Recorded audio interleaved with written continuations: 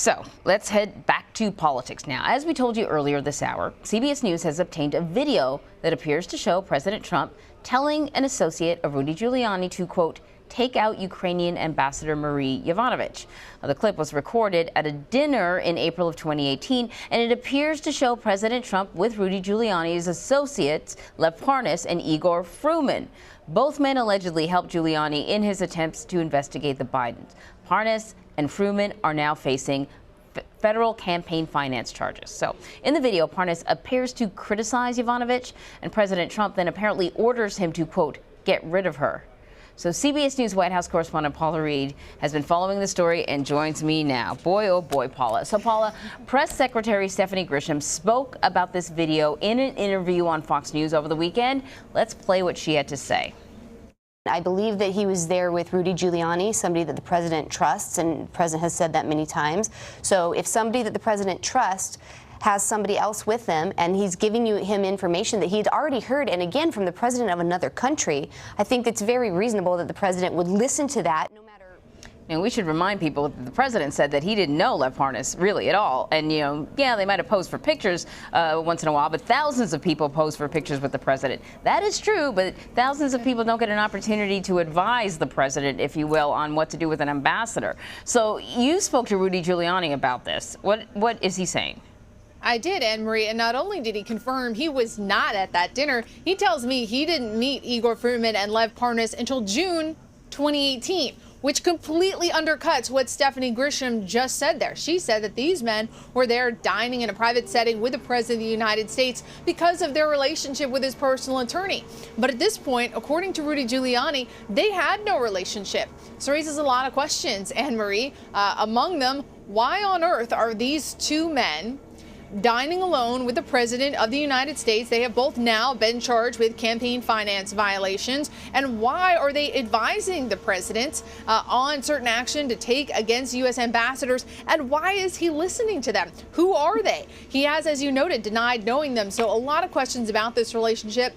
But another one for the White House press office. Anne-Marie, it took me 2 minutes to get that information from Rudy Giuliani, to confirm that basic fact of whether he was at that dinner last night, something the White House press office clearly did not take the time to do. Really? Also, how is someone able to record the president like that as well? It's another great question, especially if there's any kind of classified information, sensitive information. We know the president, his campaign, they have been the targets of Russian disinformation campaigns, Russian efforts to meddle in our democratic process. So raises a lot of questions about why these two foreigners were sitting there with the president. So not only that, then we got this other sort of bombshell. Over the weekend, the New York Times reported that former National Security Advisor John Bolton wrote in his upcoming book that the president wanted to withhold aid from Ukraine until officials announced investigations into the Bidens.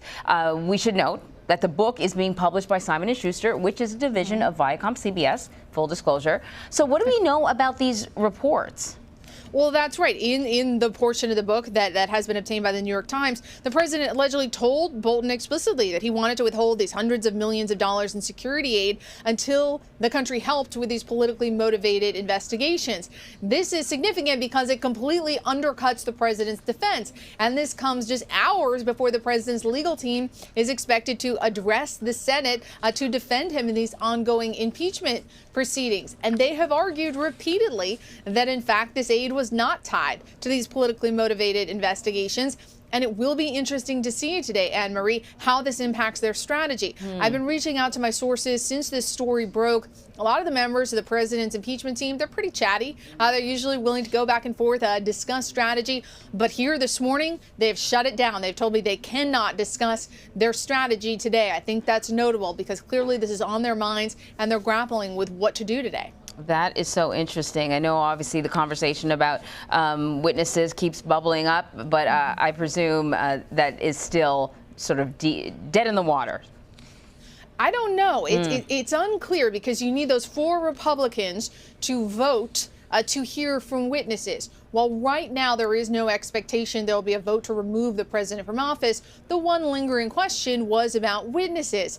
And with this revelation from Ambassador Bolton, there will be some lawmakers who now will be potentially concerned about aiding a cover-up by not voting for witnesses. So while last week we were pretty confident that they were not going to vote, there were a few who were on the fence. It will be interesting to see how his lawyers handle this and how this could potentially move some of those voters off the fence. We will see. It all starts at 1 o'clock today. Paula, thank you so much. Our coverage of the historic impeachment trial continues today. You can join us at 12:30 p.m. Eastern for a live preview coverage of the second day of opening arguments for the president's legal team. And everything actually begins at 1 o'clock, like I just said. You can also stay up to date by visiting our live blog, cbsnews.com/impeachment.